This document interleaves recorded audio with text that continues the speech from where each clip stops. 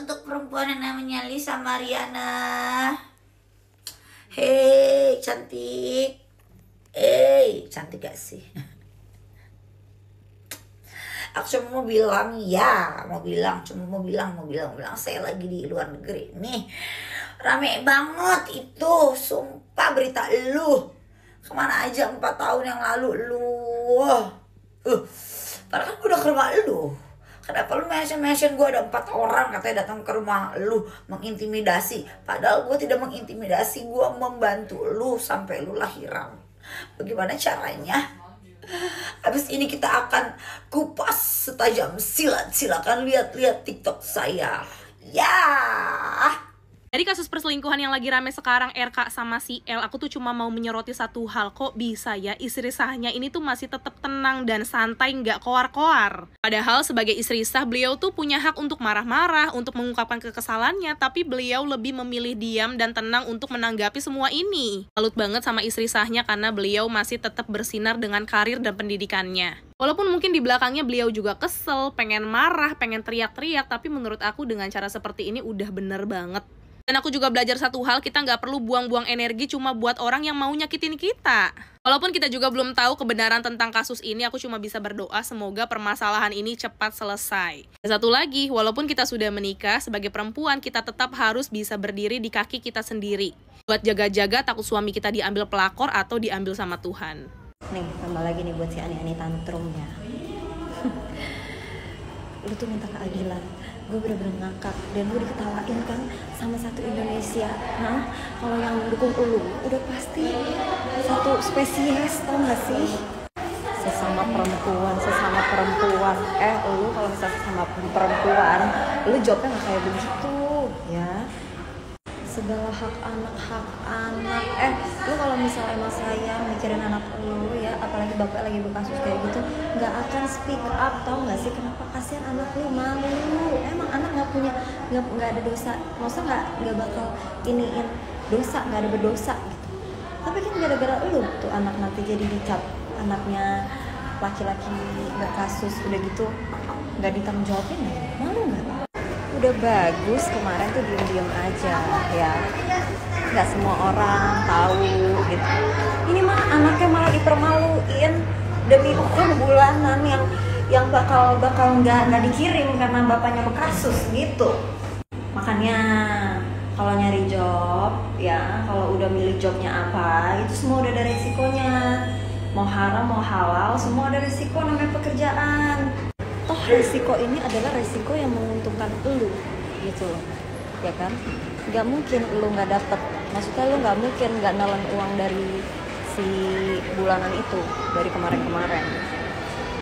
Mau pejabat kek, mau pengusaha kek, mau apa kek, namanya laki-laki bisa aja jadi bajingan, bisa aja jadi gimana tergantung ceweknya. Makanya laki-laki bajingan juga kan ujung-ujungnya nyari istri kan yang bisa apa ya, menjaga martabatnya. Ini mah malah minta keadilan. Situ siapa? Udah deh, kata gue mah nggak usah halu, tau nggak sih lo? Gue bener-bener sampai gregetan banget nih. Maksudnya kayak, lu tuh berharap apa sih? Lu berharap apa? Udah diem aja, kasihan tuh anak lu dijadiin tameng ya, dibawa-bawa, tau nggak? Terus ngomong, saya tuh nggak mau rame-rame kayak gini. Terus ngapain lu speak up? Caper. Netizen tuh zaman sekarang udah pada pinter ya. Kalau misalnya lo bilang saya tuh nggak mau rame-rame kayak gini, tapi caranya speak up. Kalau misalnya lo emang nggak mau rame-rame, lo datengin bininya, lo minta pertanggungjawaban. Kalau emang minta pertanggungjawaban, kalau lo emang memperjuangkan hak anak lo, terus apalagi anak lo perempuan ya kan, lo pikirin dong ke depannya. Masa lo ngasih rekam jejak digital lo speak up gara-gara perkara bapaknya berkasus, uang bulanan gak lancar, lo gak bisa nafkain anak lo sendiri. Malu itu sama pemulung, malu itu sama orang yang jualan di pinggir jalan, yang janda meninggal suaminya, atau yang ditinggalin sama suaminya gak bertanggung jawab. Bisa tuh survive hidupin anak, lu mah baru lakinya aja baru berkasus udah keluar. Lebih terhormat tau gak sih itu pemulung sama orang yang jualan di pinggir jalan, tau gak sih, nafkahin anaknya pakai jualan kayak begitu untuk biar anaknya sekolah, biar anaknya tetap terhormat, tau gak sih, sekolah, bisa ngelanjutin sekolahnya lah. Lu perkara uang bulanan, kan jualan itu piyama, nggak cukup buat ngidupin anak lo. Terus lu maunya apa? Dimasukin itu harta gono gini, apa-apa dinikahin sirih gitu, Udah ya, ini sumpah ya, jangan podcast, jangan TV, jangan brand buat ngendorse itu perempuan biar tahu rasa, tau nggak? Jangan wawancara itu perempuan biar tahu rasa, ya.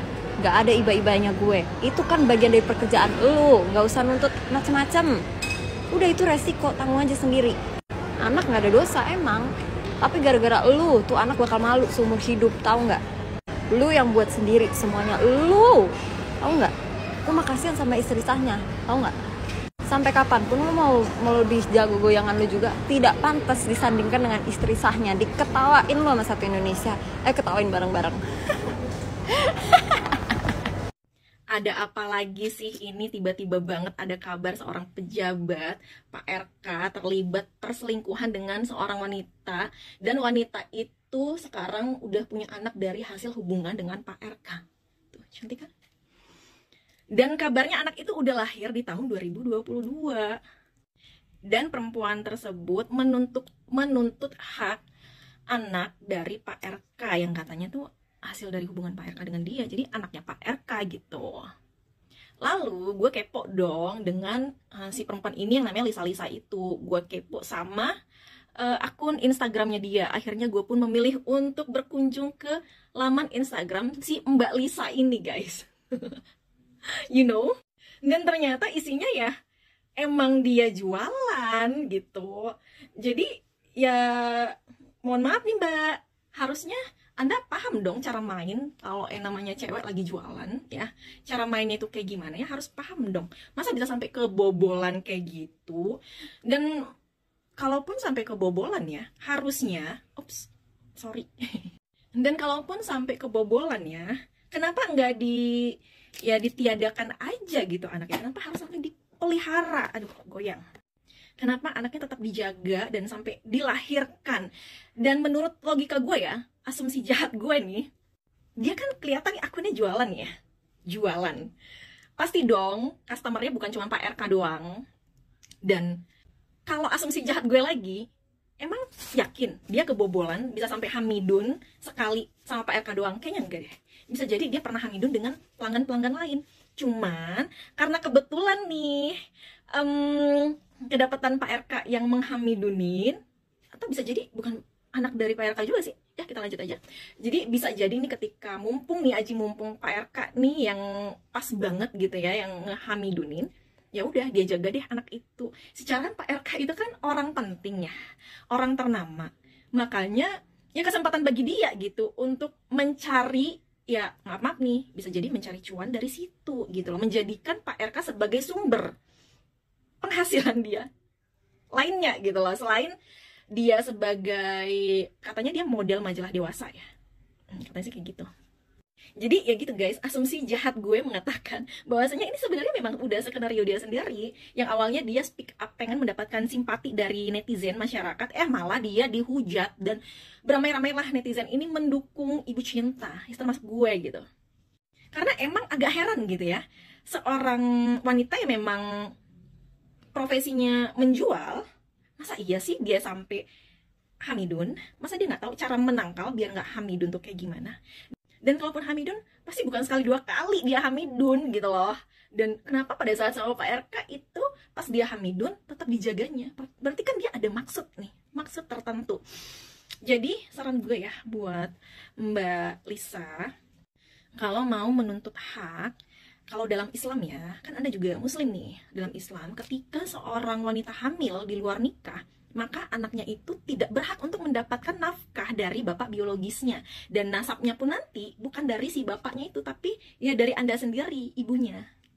Jadi kalau hamil di luar nikah itu ya mau nggak mau memang perempuan yang dirugikan guys. Kalau Mbak Lisa teriak-teriak, Allah bersama saya, biarkan saja semua menghujat saya, yang penting Allah bersama saya. Mbak, waktu Mbak melakukan itu sama Pak RK, kenapa Mbak nggak ingat Allah? Saya tuh penasaran kenapa seseorang menjadi pelakor gitu ya. Saya tuh mikirin ini gara-gara ada beritanya Ridwan Kamil dibilang berselingkuh dan wanita yang jadi selingkuhannya tuh speak up gitu ya. Karena katanya menuntut keadilan untuk anaknya. Tapi dari pihak Ridwan Kamilnya sendiri itu sudah melakukan klarifikasi dan ya mengatakan bahwa itu tidak benar. Kita juga nggak boleh menuduh ya kan, tapi seandainya ini benar, ya gimana ya, kalau dari Ridwan Kamil ini kita udah tahu lah ya, berarti dia ini kan hanya penampilannya aja yang alim, tapi kelakuannya enggak. Cuman sebagai wanita, saya tuh berpikir dari sisi si pelakornya gitu loh. Dan mungkin ini juga untuk pelakor-pelakor di luar sana gitu ya. Sebenarnya kenapa sih kalian tuh jadi pelakor? Yang saya bingung juga tuh banyak juga laki-laki itu yang selingkuhnya sama perempuan itu yang jauh di bawah istrinya gitu. Tapi saya perhatikan gini loh, wanita-wanita yang jadi pelakor, kalian itu adalah manusia yang tidak punya value dalam hidup kalian. Kalian tidak tahu bagaimana menghargai diri kalian. Nah, energi yang seperti itu ya, orang-orang yang tidak bisa menghargai dirinya ini, yang jual murah inilah yang hanya dipakai untuk bermain-main sama laki-laki. Tapi laki-laki ini sendiri dia itu untuk pilih pasangannya, dia mau wanita tuh yang punya harga diri, wanita yang bisa jaga dirinya, dan wanita juga yang bervalue gitu. Jadi ibaratnya sebenarnya yang rugi tuh kalian para pelakor.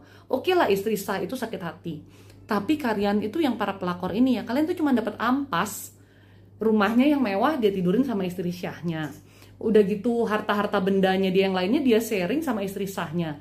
Paling dari sisa-sisa hartanya itu yang masih bisa dia spend untuk hura-hura, itu yang dikasih buat kamu. Jadi kamu tuh hitungannya tuh dapat ampas. Itu pun mereka tuh nggak mungkin spend yang gila-gilaan untuk kamu, karena ya mereka tuh hanya mau ada timbal balik juga dari kamu. Nggak ada ketulusan. Kamu tau nggak kenapa mereka itu, laki-laki itu mau jadi selingkuhanmu ya para pelakor ya? Karena mereka ngeliat kamu tuh murah. Jadi mudah untuk didapatkan, mudah juga untuk dilepeh.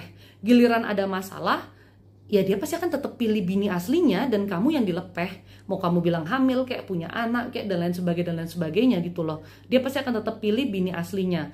Dan biasanya kalau dalam satu rumah tangga yang suaminya itu selingkuh ketahuan, terjadi perceraian itu karena istrinya yang benar-benar udah nggak mau dan mau minta cerai.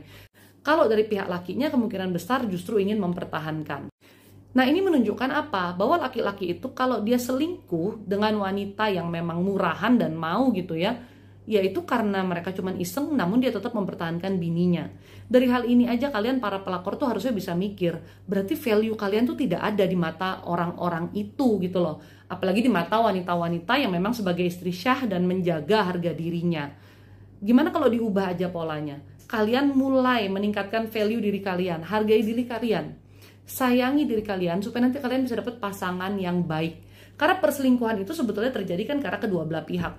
Kalau kamu sebagai wanita juga tidak buka diri, laki-laki mau maju sebanyak apapun, segencar apapun dia maju, ya nggak akan bisa kan masuk gitu loh ya.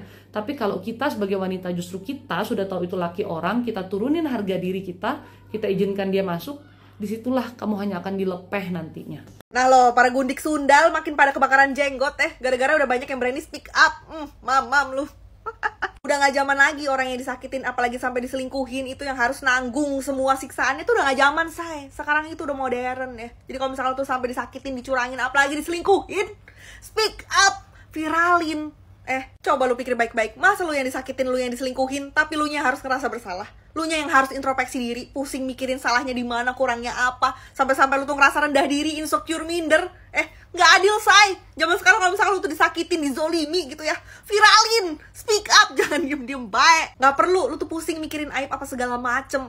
Cepat atau lambat juga itu semua pasti bakal bisa terkuak gitu. Yang ujungnya juga bakal sama aja kok. Lu bakal ngerasain sakit, lu bakal ngerasain hancur juga gitu. Tapi setidaknya ya, daripada lu tuh hancur dalam diam, lebih baik lu tuh hancur tapi berani speak up gitu. Kalau lu tuh berani speak up ya, seenggaknya lu tuh udah membela diri lu kok, dengan cara menyuarakan dan memperjuangkan kebenaran. Dan segala sesuatu yang benar itu at the end of the day tuh nggak akan pernah bisa ada yang sangkal. Sekali lagi, kalau misalkan lu tuh sampai disakitin, dijahatin, dicurangin, apalagi sampai diselingkuhin, itu ya viralin. Kalaupun hukum itu nggak bisa bikin orang jahat itu jerak, ya seenggaknya sanksi sosial bisa bikin malu orang 7 turunan. Sekian, terima kasih, bye. Sebenarnya kamu mau jadi ani-ani kayak simpanan om-om 80 om-om juga terserah. Cuman yang aku gak seneng adalah kalau ada ani-ani yang udah nganggep remeh dan ngerendahin kerjaan orang atau penghasilan orang yang emang orang tersebut tuh beneran kerja.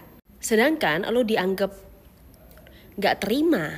Tanya deh, sekarang penghasilan utama kalian dari siapa kalau gak dari gadun kalian? Baju itu, tas itu, apartemen itu, bisakah didapatkan dari hasil penghasilan pekerjaan utama kalian? Gak tahu kalau emang kalian beneran kerja ala-ala. Ngeremehin dan kerendahan itu kayak gini loh maksudnya. Jadi ada orang yang memang beneran nih, misalkan ada cewek kerja kantoran dengan gaji UMR, anggap aja 3 juta 5 juta.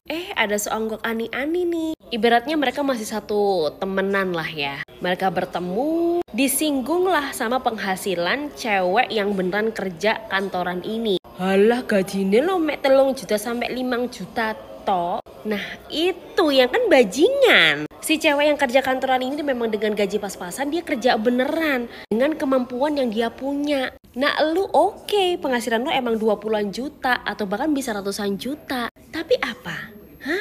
Apa? Mengangkang kan? Ya kan? Jadi apa bedanya kalian sama? Aku gak sukanya adalah masih banyak nih ani-ani yang kaget dengan dapetin uang segitu banyaknya. Akhirnya sampai ngerendahin orang-orang yang beneran mereka tuh kerja dengan skill yang dia punya.